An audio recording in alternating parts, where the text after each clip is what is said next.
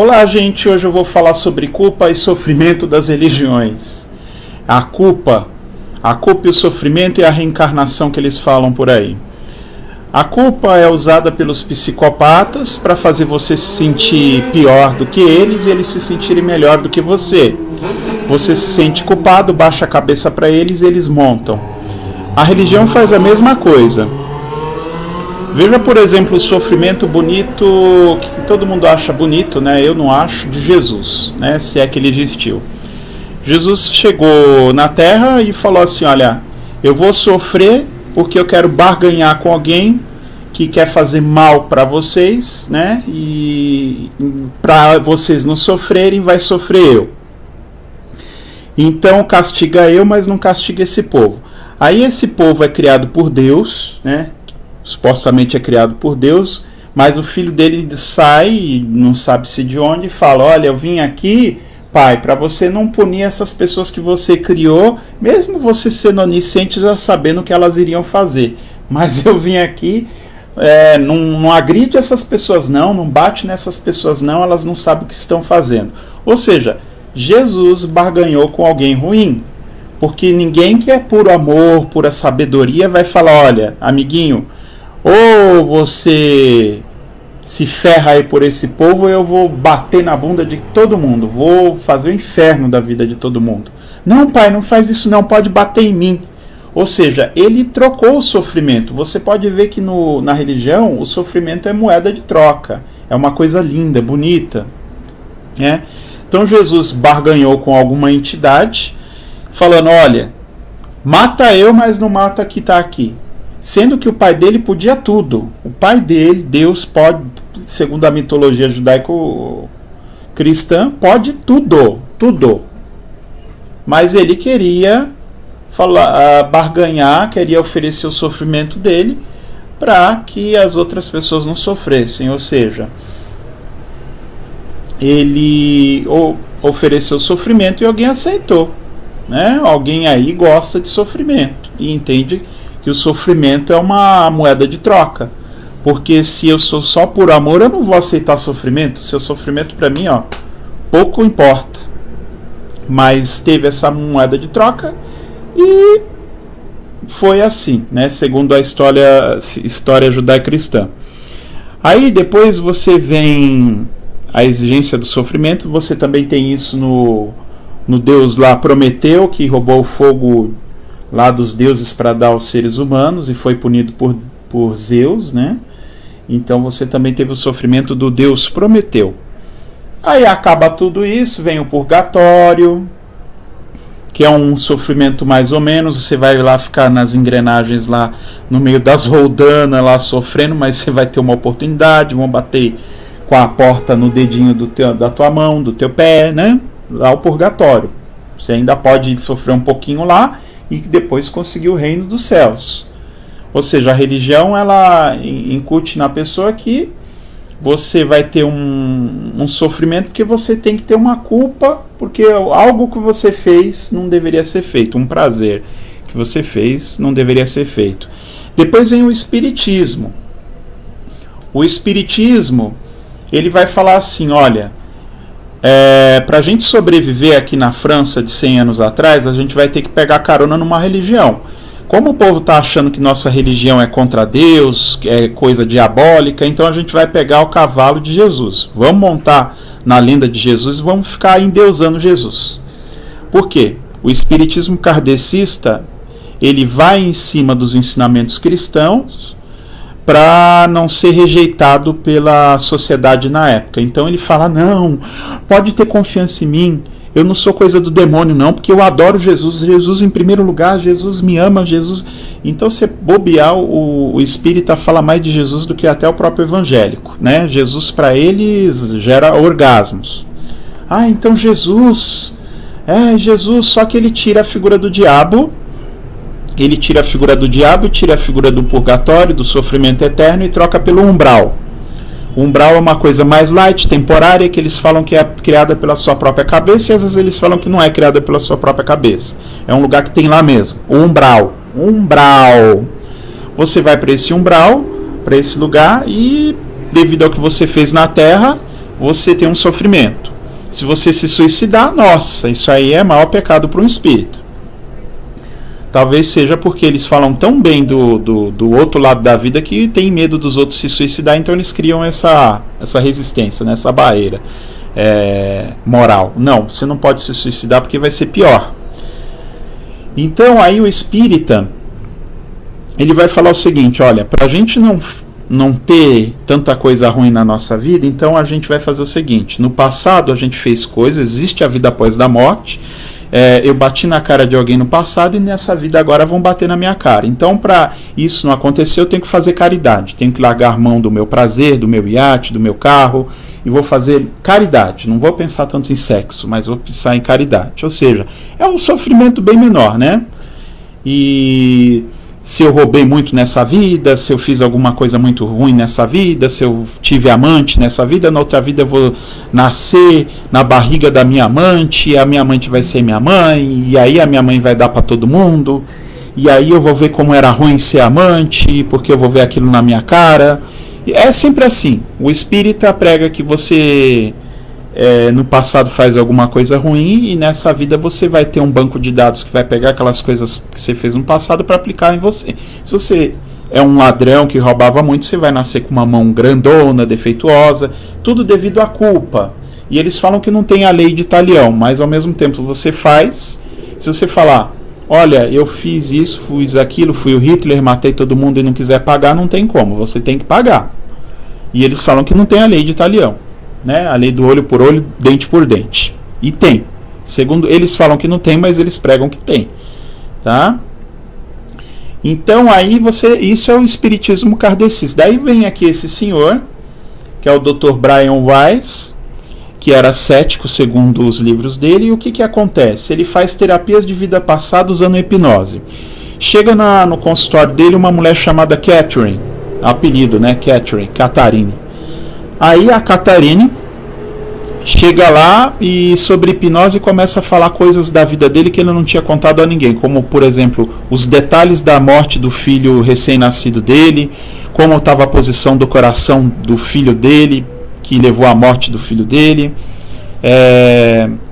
ou seja, detalhes. Ninguém na família, fora da família dele, sabia desses detalhes. E a paciente dele entrou em hipnose, começou a receber algo que parecia uma entidade, e essa entidade começou a falar tudo da vida dele e também falar das vidas passadas.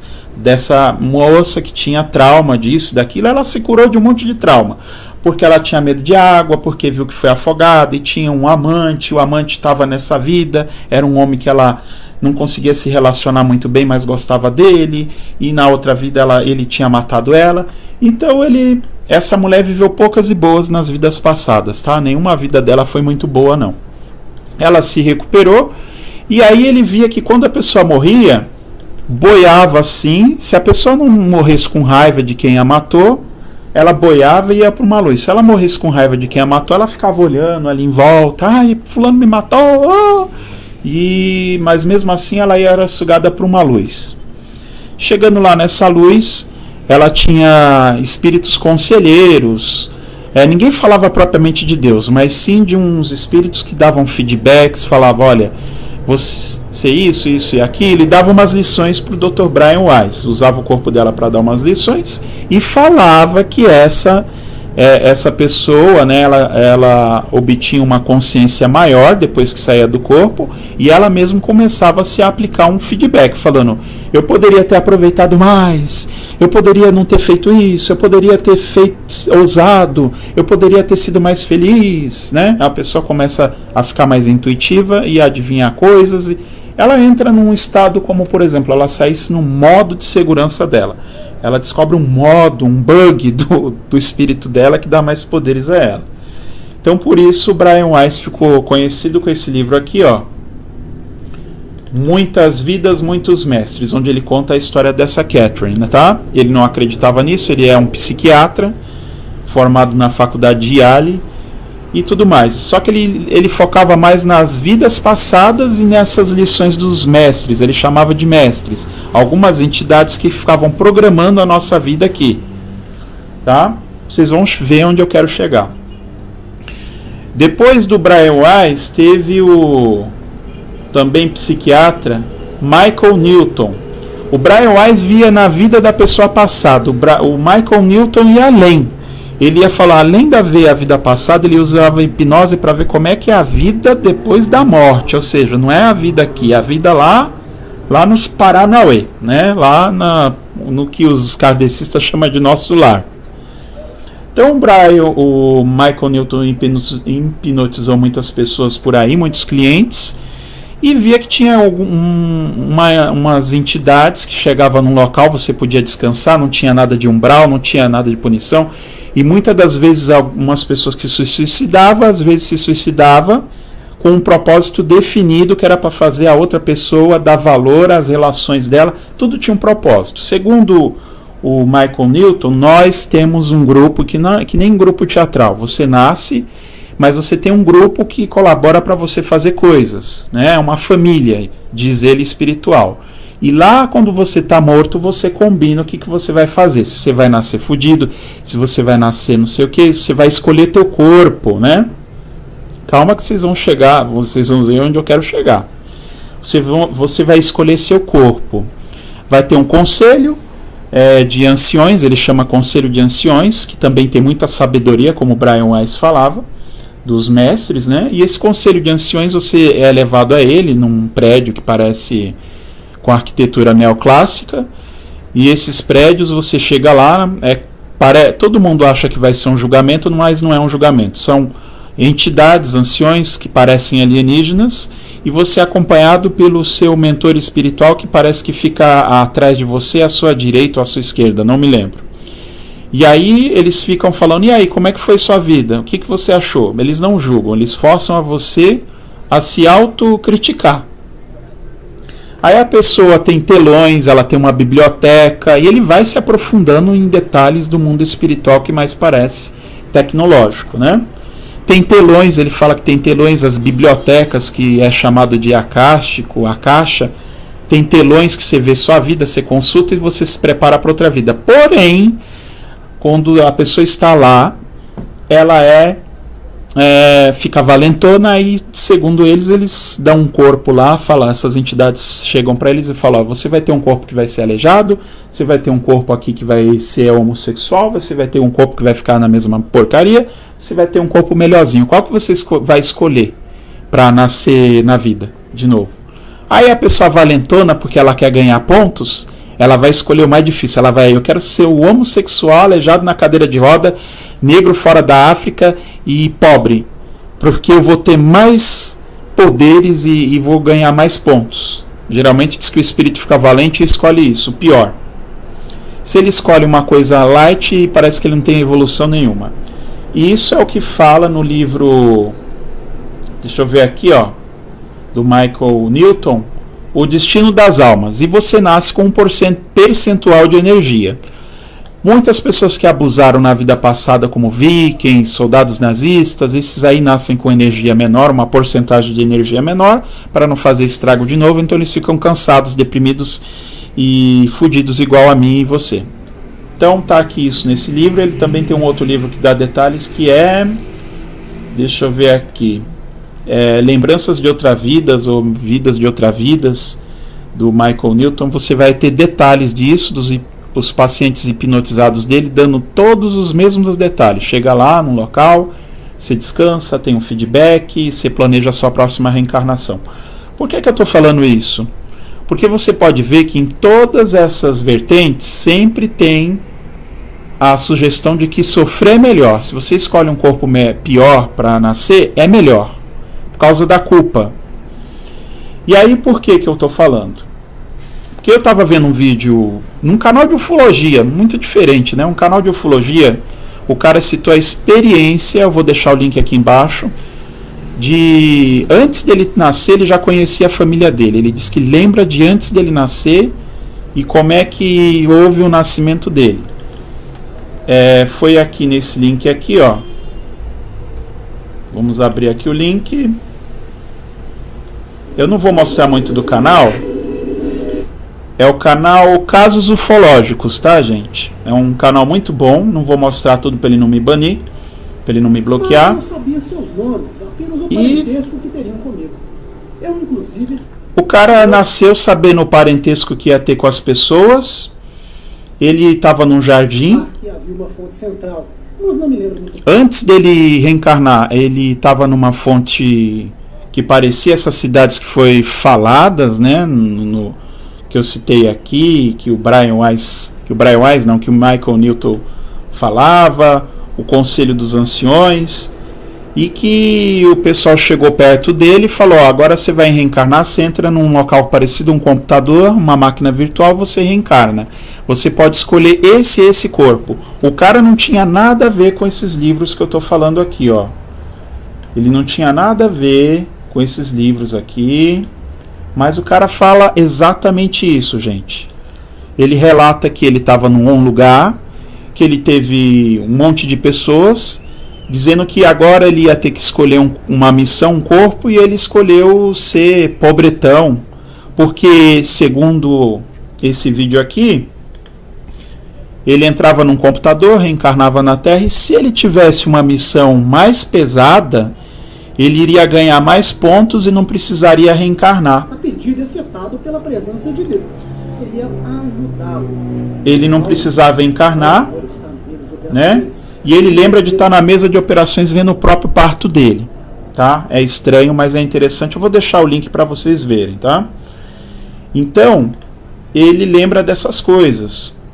Segundo ele, você tá lá no mundo do bem bom, num jardim. Aí chega um pessoal, ó, agora é a vez de você nascer. Você vai escolher lá o que você vai querer. Você vai querer nascer rico ou pobre? Uma família rica ou pobre? Aí ele escolheu a pobre, porque ele ia ter mais pontos. E cada vez, por essa lógica dele e do Dr. Michael Newton, cada vez que você nasce, pega uma missão difícil, você vai ter mais pontos. E esses pontos, aqui o vídeo do Casos Ufológicos aqui explica que com eles você pode deixar de reencarnar e ser um guia espiritual. Olha só, o objetivo então seria você reencarnar, passar tudo que é ruim, segundo eles, aí você consegue pontos. E aí você conseguindo pontos, você deixa de ser reencarnante para ser um mestre espiritual, para ser aquela pessoa que fica lá no reino, lá não sei de onde, falando, ó, não é ainda a tua hora, você vai guiar as pessoas. Então aí você veja bem, o sofrimento, ele é usado para fazer você ter poderes, mesmo depois da morte, hein, segundo esse pessoal. Pensando nisso, eu fiz aqui uma calculadora reencarnatória, pra vocês verem, ó. Essa calculadora que eu fiz aqui é engraçada, né? E você nasceria com 1000 pontos, né? E dependendo do que você acontecer na tua vida, você teria pontos. Afinal, o cara que relatou aqui no casos do UFO, casos ufológicos, né? Ele falou lá que você tendo uma vida mais difícil, você teria pontos. E o Dr. Michael Newton dá a entender que você escolhendo um corpo mais difícil, uma missão difícil, também você teria algum benefício, não se sabe qual. Vai ver que a maioria, se isso for verdade, a maioria nasce fudido por causa disso. Mas aí eu fiz essa calculadora para a gente fazer uma simulação, pessoal. Ó, você nasce com 1000 pontos. Vamos ver no meu caso. Nasci pobre, 1800 pontos. Nascer homossexual, 2340 pontos. Nascer negro e fora da África, 2640 pontos. Corpo defeituoso eu não tenho. Nascer cheio de doença eu não tenho. Nascer feio, 2751. Ter a mãe que sai com amigo, aí ó, se eu agravo aqui com a mãe que sai com amigo, eu já reencarno se eu quiser, porque eu consegui 3.351 pontos, hein? Vamos ver aqui, ser inferior em tudo. Bom, eu me acho inferior em quase tudo, eu nunca fiz nada que deu sucesso. Então vem aqui mais pontos. Escolho aqui, nasci no Brasil. Nascer no Brasil 4.051 pontos, hein? Ser perseguido, ser mutilado, ser traído, nascer feio, nascer cheio de doença. Quando eu era criança eu era perseguido, então põe aqui. Ó, aqui, ó, já não preciso mais reencarnar. Já não reencarna e vira guia espiritual, hein, gente? Agora vamos pegar o caso aí de alguns jogadores de futebol, né? Vamos pegar o caso do Messi. O Messi, ele nasce na Argentina, ó, até que ele ganha pontos. Mas ele ficou rico, já caiu os pontos dele, ó. Virou jogador famoso, já está com ponto negativo, já era, ó.